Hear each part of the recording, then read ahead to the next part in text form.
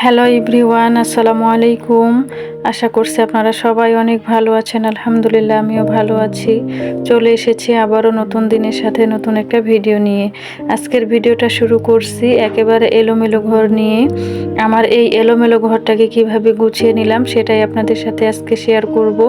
আশা করছি আপনারা আমার এই ছোট্ট ভিডিওটার সাথে আপনারা শেষ পর্যন্ত থাকবেন। আর এরকম সাদামাটা লাইফস্টাইল ভিডিও যদি আপনাদের ভালো লাগে তাহলে অবশ্যই চ্যানেলটি সাবস্ক্রাইব করে আমার পাশেই থাকবেন। আসলে দেখানোর মতো আপনাদের কিছুই নেই, কোনো কিছু নেই কোনো সাজসজ্জা। তো আসলে আমরা গ্রামীণ মানুষের জীবনযাপন আমাদের কেমন হবে সেটা তো আপনারা নিজেরাও জানেন। আমরা খুবই সাধারণ আর খুবই সাদামাটা আমাদের জীবন। সহজ সরল মানুষ, আমরা গ্রামের মানুষ। আমাদের চলাফেরা, আমাদের লাইফস্টাইল সব কিছুই কিন্তু খুবই আলাদা, আপনাদের মতো নয়। আমার যা কিছু আছে, আমি যেখানে আছি, যে অবস্থানে আছি, সেখান থেকেই খুবই সাদামাটাভাবে আপনাদের সাথে শেয়ার করি। আশা করি আপনারা আমার সাথে একটু থেকে আমাকে একটু সহযোগিতা করবেন, সামনে এগিয়ে যাওয়ার জন্য একটু ভালোবাসা দিবেন, একটু অনুপ্রেরণা দিবেন। তো বৃষ্টি তো হচ্ছেই, বৃষ্টির তো কোনো শেষ নেই। প্রত্যেকটা দিনই বৃষ্টি হচ্ছে, আর বৃষ্টির জন্য কিন্তু সংসারের কাজকর্মগুলো করতেও কিন্তু আমাদের অনেক বেশি অসুবিধা হচ্ছে, যেহেতু আমরা গ্রামের মানুষ। আর গ্রামের মানুষের কিন্তু বাহিরেই বেশিরভাগ কাজ থাকে। আর হচ্ছে আপনাদের তো ঘরের ভেতরের কাজগুলো বেশি, আমাদের বাহিরের কাজগুলো বেশি থাকে। তো আমি কিন্তু রান্না বাড়া করে নিয়ে এখন তো ঘর গুছাতে হবে আর কি। আর ঘরের কি অবস্থা আপনারা তো দেখতেই পেয়েছেন, সেগুলোই কিন্তু আমি একে একে গুছিয়ে নিয়েছি। আর ভেজা যে কাপড়গুলো ছিল সেগুলো আমি একটু ভালোভাবে আর কি খাটের স্ট্যান্ডের মধ্যে ভালোভাবে মেলে দিলাম। ফ্যানের বাতাসে এখানে কিন্তু শুকিয়ে যাবে। আর যেহেতু রোদ হয় না, রোদ না হলেও তো কাপড়গুলো আমাদেরকে ঢিপ করে রাখা চলবে না।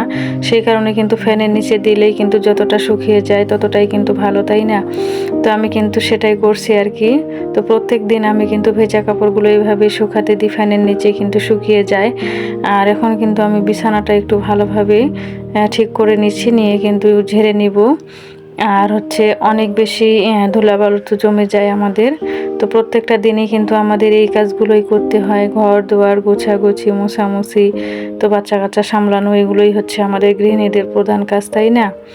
তো আমি কিন্তু বিছানাটা একটু ভালোভাবে চারপাশটা একটু টেনে টেনে ঠিক করলাম, করে এখন কিন্তু আমি ঝাড়ু দিয়ে ভালোভাবে ঝেড়ে নিব। আর বৃষ্টি হলে তো ঘরে চুপ করে থাকো, চুপ করে বন্দি হয়ে থাকো, এই হলো একটা অবস্থা। আর যখন রোদ হয় তখন সেই দিন কিন্তু অনেক পরিমাণে কাজ থাকে, মানে কাজের কোনো শেষ নাই। তখন কোন কাজটা করব আর কোন কাজটা রাখবো, এরকম একটা অবস্থা আর কি, যখন রোদ হয় এই বৃষ্টির দিনে। আর বৃষ্টি হলে তো তেমন কোনো কাজ করা যায় না, মনে হয় যে চুপ করে শুয়ে বসে থাকি, এরকম একটা অবস্থা আর কি। তো বিছানাটা কিন্তু আমি ভালোভাবে ঝেড়ে নিচ্ছি।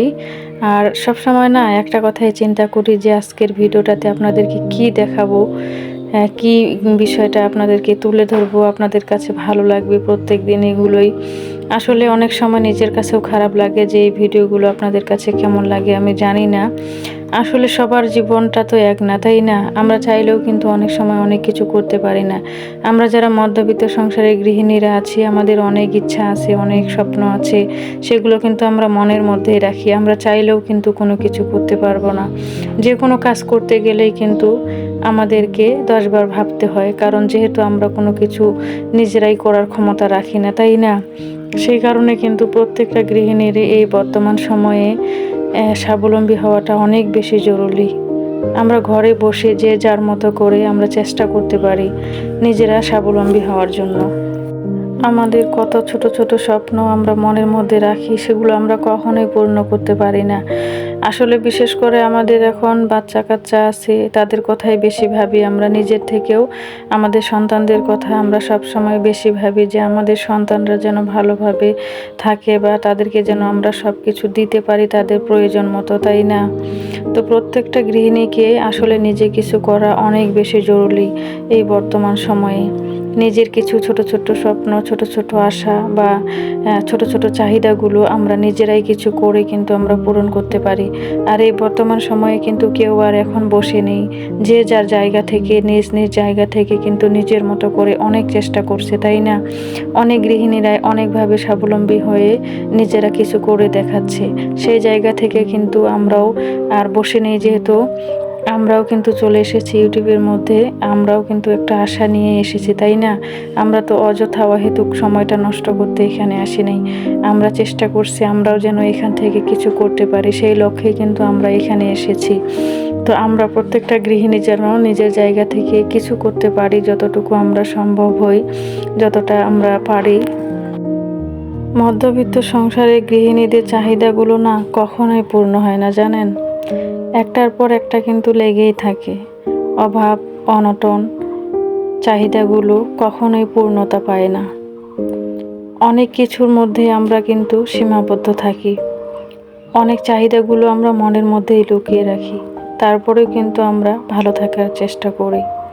মধ্যবিত্ত সংসারে গৃহিণীদেরকে অনেক বেশি স্যাক্রিফাইস করতে হয় তার সংসারের জন্য, তার সংসারের প্রত্যেকটা মানুষকে ভালো রাখার জন্য। সব সময় নিজেরগুলো লুকিয়ে রেখে পরিবারের অন্যান্য সদস্যদেরকে ভালো রাখার জন্য আমরা কিন্তু অনেক পরিমাণে ধৈর্য রাখি।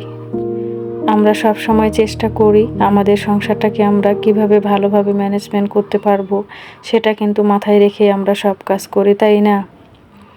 তো আমি আশা করব আপনারা সবাই আমার জন্য একটু দোয়া করবেন। আমরা যারা নিয়মিত ইউটিউবের মধ্যে ভিডিও দিই, আসলে অনেক বেশি কষ্ট হয় আমাদের, তাই না? একটা ভিডিও তৈরি করে আপলোড করা, সেটা কিন্তু অনেক বেশি কষ্টের ব্যাপার। আমরা যারা গৃহিণীরা আছি, আমরা প্রত্যেকের সংসার সামলিয়ে, বাচ্চা কাচ্চা সামলিয়ে তারপরে কিন্তু আমরা এই সময়টাকে ইউটিউবের মধ্যে কাজে লাগাই, তাই না? তো আমি আশা করব আমরা যেন সবাই সবার পাশে থাকতে পারি, সবাই একটু সবাইকে ভালোবাসা দিতে পারি। আর আমার মতো যারা নতুন আছেন, একেবারে শুরু করেছেন, আমিও শুরু করেছি, আমি আপনাদের জন্য দোয়া করব। আর আপনাদের কাছে আমি একটাই আশা করব, আপনারা যার ভিডিওটা দেখেন একটু ভিডিওটা পুরো ওয়াচ করে দেওয়ার চেষ্টা করবেন। আমি সব সময় চেষ্টা করি আমার পুরো ভিডিওটা দেখে আমি তারপরে কমেন্ট করার, যার ভিডিও দেখি আমি ভিডিওটা দেখেই কমেন্ট করি সুন্দর করে, তারপরে কিন্তু আমি সেখান থেকে আসি। আমি আশা করব এইভাবে আপনারাও একটু আমাদের পাশে থাকবেন, পুরো ভিডিওটা ওয়াচ করে দেওয়ার চেষ্টা করবেন। যদি আপনার কাছে ভিডিওটা ভালো না লাগে তাহলে আপনি ক্লিক করবেন না, আর যখন ভিডিওটা ক্লিক করবেন তখন প্লিজ পুরো ভিডিওটা দেখে নেবেন। আর আমি কিন্তু বলতে বলতে ঘরগুলো গুছিয়ে নিলাম। আর এখন যেটা দেখাচ্ছি এটা কিন্তু একটা ফক সেট, এটা আমি কিন্তু হেলেনাপুর পেজ থেকে নিয়েছিলাম আর কি। আপনারা হয়তো জানেন যে আমাদের ইউটিউবের মধ্যে একজন হেলেন আপু আছে, তো উনি কিন্তু চায়নার খুব সুন্দর সুন্দর প্রোডাক্টগুলো সেল করে থাকেন। আর আমি কিন্তু ওনার কাছ থেকে এই ফক সেটটা নিয়েছিলাম, অনেক সুন্দর কিন্তু এই ফক সেটটা আমার কাছে কিন্তু অনেক বেশি ভালো লেগেছে। আর এখানে কিন্তু 10টা স্টিক আছে, বাচ্চারা কিন্তু এটা দিয়ে মিষ্টি খেতে পারবে। আর হচ্ছে ডাইনিং টেবিলের মধ্যেও কিন্তু খুব সুন্দর করে এটা সাজিয়ে রাখা যায়, রাখলে কিন্তু অনেক সুন্দর লাগে, তাই না? তো আমার কাছে কিন্তু খুবই ভালো লেগেছিল। তো আজকের আমার এই ভিডিওটা থেকে বিদায় নেওয়ার সময় হয়ে গেছে। তো আমি অন্য একটা ভিডিও নিয়ে চলে আসবো আপনাদের সামনে। ততক্ষণ সবাই ভালো থাকবেন, সুস্থ থাকবেন, নিরাপদে থাকবেন। আর হচ্ছে অন্য একটা ভিডিওর সাথে আপনাদেরকে থাকার জন্য আমন্ত্রণ জানিয়ে আজকের মতো এখানেই ভিডিওটি আমি শেষ করছি। আবারও সবাইকে অনেক অনেক শুভেচ্ছা। আল্লাহ হাফেজ।